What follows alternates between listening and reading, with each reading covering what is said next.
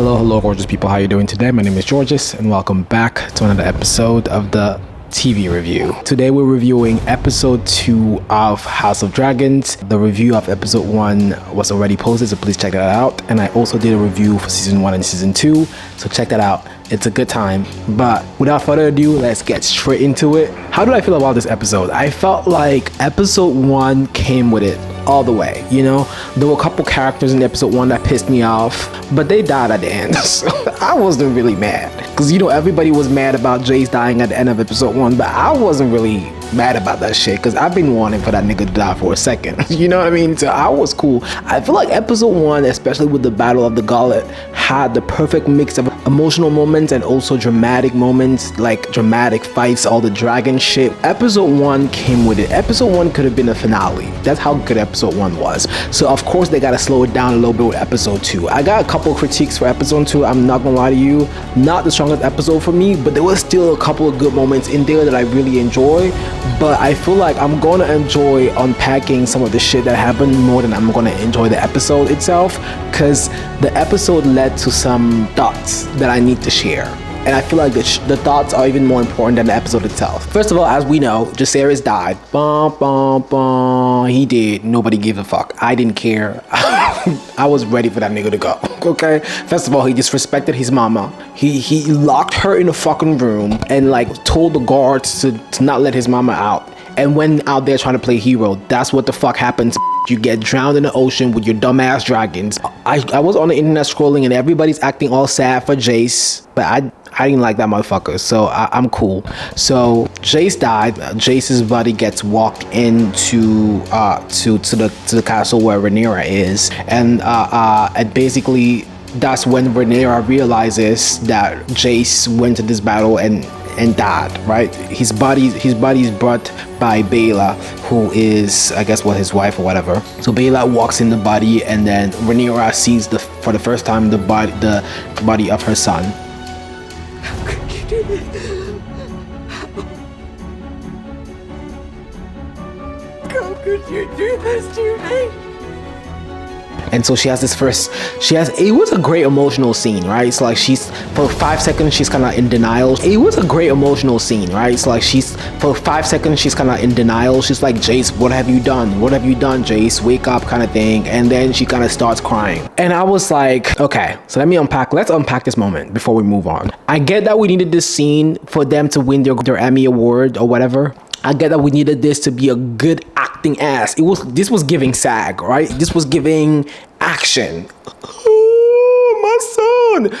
But it wasn't consistent with the story. Because what I understood from that moment is Rhaenyra has no business being queen if she's going like this every 5 seconds. Okay, let me rephrase that because that sounded sexist as fuck, because people have the rights to your emotions, I guess. Bitch, what did you think was gonna happen when you were like about to go to war? Y'all thought it was gonna be all cookies and cream and everybody was gonna die except your people? Like, what the fuck did y'all think was gonna happen? The upsetting part about this is this motherfuckers acting like when they said we're going to war, they didn't understand that motherfuckers were gonna die, or maybe they were okay with people dying as long as it wasn't your people. And I'm like, you wanted this war. These are the consequences of the war. Y'all think you're immune to this shit? So maybe I'm getting too political, but I hate when leaders love war, but they don't love the consequences of war on themselves. Secondly, I was like, you want to be queen, you want to sit on the Iron Throne. That shit has never been peaceful for a single day in life, okay? Why the fuck did you think it was gonna be peaceful just for you? You're not even acting like a queen in this moment. And I know we're trying to be politically correct and shit, being like, well, you can be queen and be emotional and be soft and cry and, oh, my son died.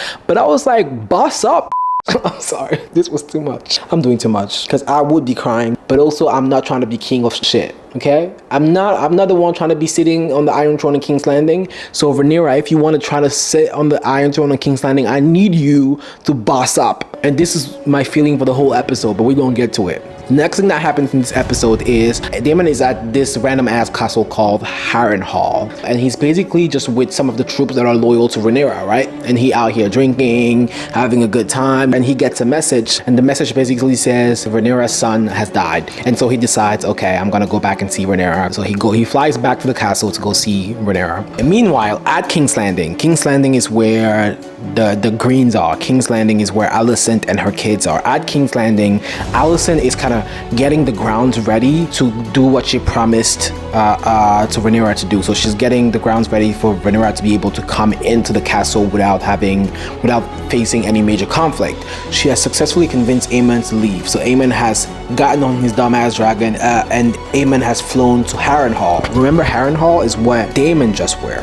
So Aemon just flew to Harrenhal, and minutes before that, Daemon had left Harrenhal. So Aemon arrives at Harrenhal because he's there to hide, because his mama told him go hide or whatever. So he's there at Harrenhal to hide, and he arrives there and he's like, I hear Daemon was out here. Where the fuck is he at? Because I'm here to hide and I don't want anybody in this castle. He basically arrives and the people are like, well, Daemon ain't here. Daemon left. But you know, we're not mad with you. You can stay here. It's our house. So the people of Harrenhal are like, it's our house, but you can have it if you cool. And Aemon is like, fuck you, I'm staying here, but I don't want to know you're here. So he kills everybody. But also, while he's killing everybody, because he's a monstrous motherfucker, he gets a knife in his side and he kind of falls.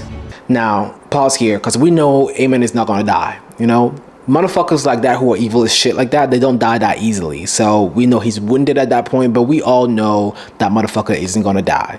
Long story short, Aemon is now wounded in Harrenhal, where he was going to hide. Back at King's Landing though, Alicent is doing her thing. She's convincing everybody in her quarters that like, yo, everybody's left, Aegon has fled, Aemond has left. We might as well just open this fucking gates and let Rhaenyra come in, because none of us want war. Alicent is saying, I don't want war. Helena over here don't want war. She's a peaceful ass.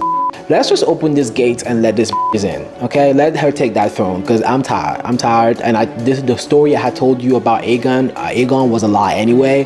Let's just open the doors. So she's kind of going around the castle and explaining that to everybody, and of course some people find out and think she's being a traitor, and one of them, instead of being mad at her, weirdly tries to her.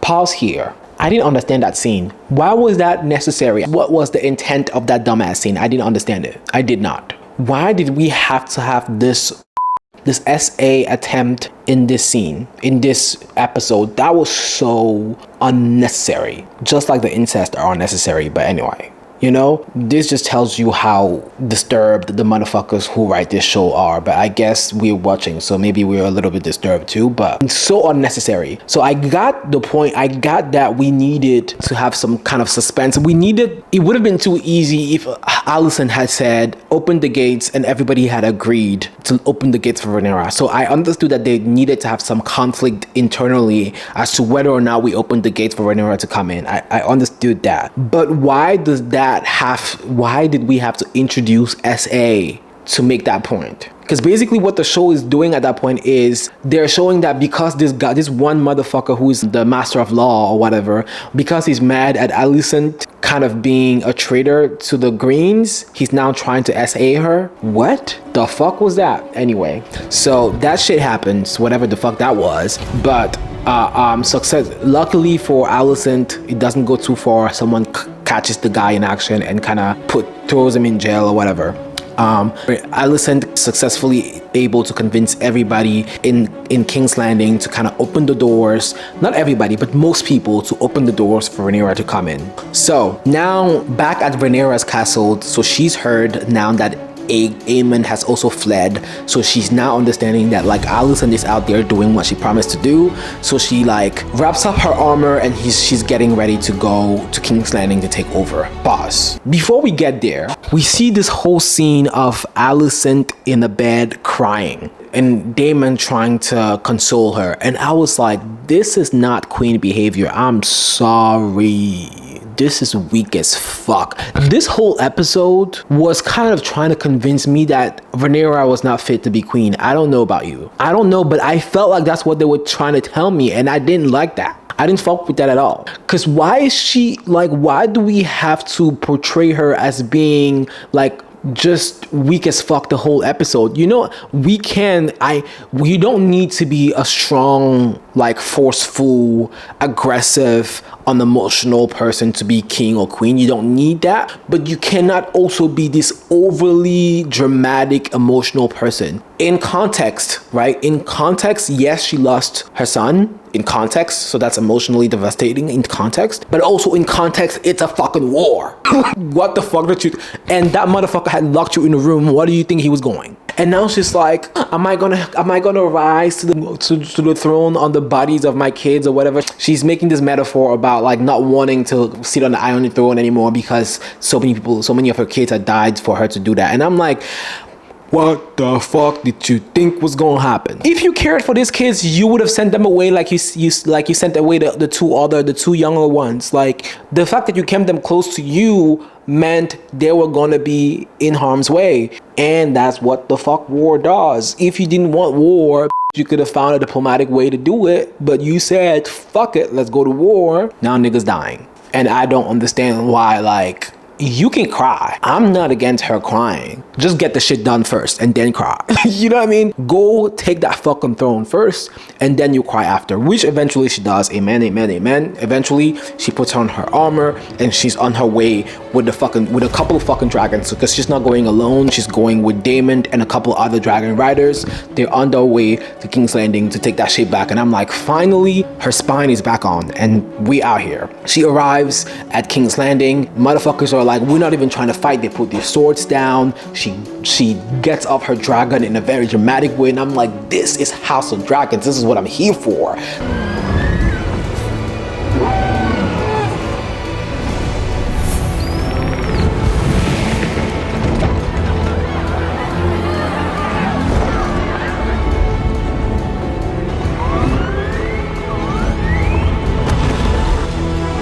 The dragons are flying, the dragon lands, she gets off the dragon, and I'm like, that's my queen. Because she was being weak the whole episode, and it was the first time she was showing some sign of strength, and I was really excited about it. I'm getting way too excited, but bear with me. So she gets off her dragon, Daemon gets off his dragon too. They're standing next to each other like a power ass couple, and she says, we've done it. And then Daemon says, the most difficult thing is inside or whatever, some shit like that. He says like, it's not over yet, we still have to get inside. And now they're walking inside like a power couple, and I'm like, this is the shit I'm here for. This was the only part of this episode that I enjoyed. The other parts where she was crying and shit, it was boring to me. But then when they got off that dragon and they were walking into King's Landing like a power couple, I was like, this shit is good. So they're walking in, a couple motherfuckers try to come in their way, and Daemon just like wipes them motherfuckers with his sword. He's just killing everybody who's getting in their way. They're not that many people, to be honest. They're like 5 random motherfuckers who are still loyal to Alicent, to the Greens, but Daemon kind of kills them really quickly, and they get to the door where the Iron Throne is. They open the door and the Iron Throne is sitting there empty, and she's looking at it. And she's looking at it. And she's looking at it. And I'm like, just walk to the fucking throne? You did this whole shit to walk. Why are you taking hours? The throne is there. Why are you not walking to that dumbass throne? That's why everybody's dead in this. That's why the whole kingdom is at war. Now you're standing there and you're trying to have this whole emotional moment. The way I would have ran to that throne the whole time. Anyway, so they have this whole dramatic moment where she's like looking at the throne and sitting there kind of realizing that she's finally achieved the goal that she's been trying to achieve. She walks a little closer to the throne, 1, 2, 1, 2, 1, 2, and like right when she's about to like get on the throne, an army of people who are still loyal to the Greens surround the throne. Basically, at that point, it looks like it's like 20 people against just Rhaenyra and Daemon. And I'm like, dang, we did all this and we're about to get fucked right now. And so surprisingly at that moment, so of course Daemon draws his sword out and he's ready to fight. Surprisingly, Rhaenyra also draws her sword out, and I'm like, finally, bitch, we're about to see some shit. Maybe Rhaenyra can fight, because she's been crying this whole episode. When she threw that sword out, although she threw it, she still looked a little weak throwing it out. I was so excited for it. But yeah, they actually don't get to fight because a couple of people who are loyal to them actually come behind them, and like, so at that point we're the people who are still supporting the Greens realize that like we're not going to be able to stop Rhaenyra because she also has an army behind her. So because the army who supports Rhaenyra arrived at that moment, they actually don't get to fight because the Greens basically surrendered your sword and like make way for Rhaenyra to be able to rise onto her throne. And I'm like, finally gotten our throne. She's gonna walk to the throne, and I'm like waiting for her to walk to this damn throne, and she's still like, not yet. And I'm like, what else are we gonna do? Who else is gonna have to die for you to get this throne? I don't get it. You know what I mean? At this point, I want to get on the throne. At this point, let Daemon get on the throne. Anybody sit on the throne at this point, because this is annoying me. So she says, before I get on the throne, get me the head of the usurper, get me Aegon. And we're like, let's go find Aegon, because they still think Aegon is somewhere in the castle hiding. Meanwhile, Aegon has gone. Aegon been gone. The gone in Aegon stands for I'm gone. Aegon was out there. So they search the castle and they don't find Aegon. But while they're searching the castle, guess who they find? They find Otto Hightower. Y'all know who Otto Hightower is? Otto Hightower is the father of Alicent, who used to be the best friend of Viserys. He's the person responsible for this whole shit. He's the person who convinced his daughter to go fuck Viserys and have other kids, because if she had never done that, then Rhaenyra wouldn't have been fighting with anybody. So they find Otto Hightower hiding somewhere in the castle. I didn't even know Otto was still alive. I don't know where I thought Otto Hightower had went, but I didn't know he was still out here. So they drag his ass in front of Rhaenyra. And they tell Rhaenyra basically, we didn't find Aegon because Aegon has basically fled. But in order for you to have this kind of vengeance and to have this sacrifice before you get your throne, you can just kill Otto Hightower and walk to your throne. So Otto Hightower kind of kneels down. And at that point, we're waiting for somebody to kill him because we're like, he's a traitor, let's just kill him. I don't know why this is so dramatic. I was just ready to see. I've been ready for Otto to be dead. So I was like, let's just get rid of him. So he's kneeling out there, and then it's like they're kind of deciding on who's gonna kill him. Rhaenyra is looking at Daemon, Daemon is looking at Rhaenyra, and Daemon is basically like, I can't do this shit for you. He's the traitor. This is your job now. If you want to be queen, you gotta kill this motherfucker in front of everybody. You gonna have to do it.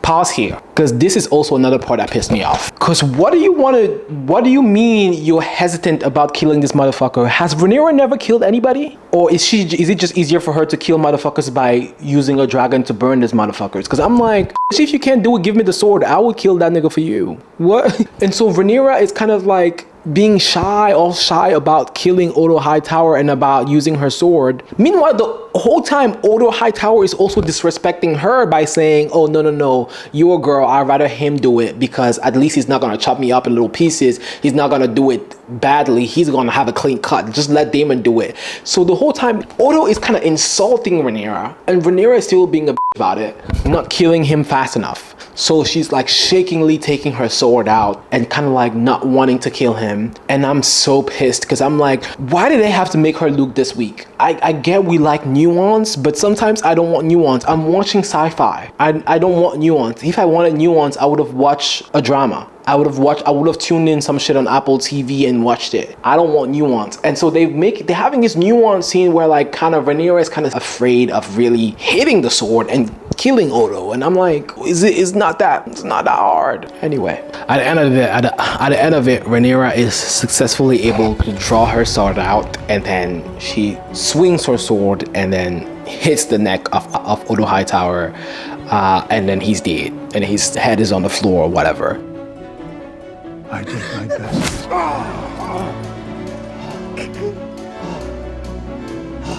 And then we have this whole scene of her just standing there crying with the sword in her hands, and I'm like, I get that we want to make this dramatic, but he's not the first or the last motherfucker who's gonna die here. If anybody in this shit deserved to die, it was Otto.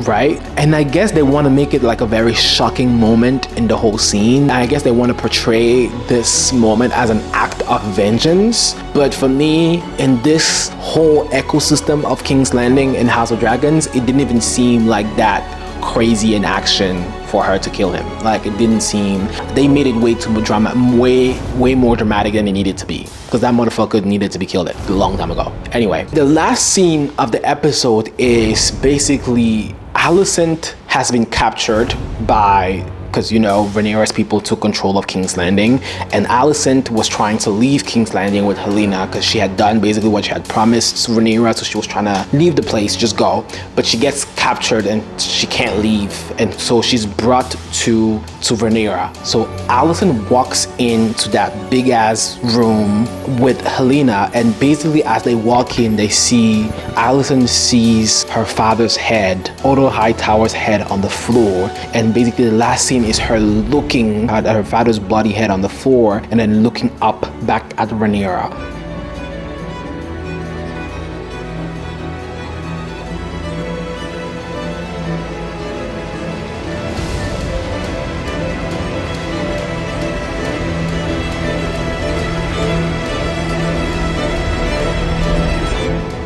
Like this very dramatic scene, and kind of like feeling betrayed by Rhaenyra almost. And I guess that's what they wanted us to feel.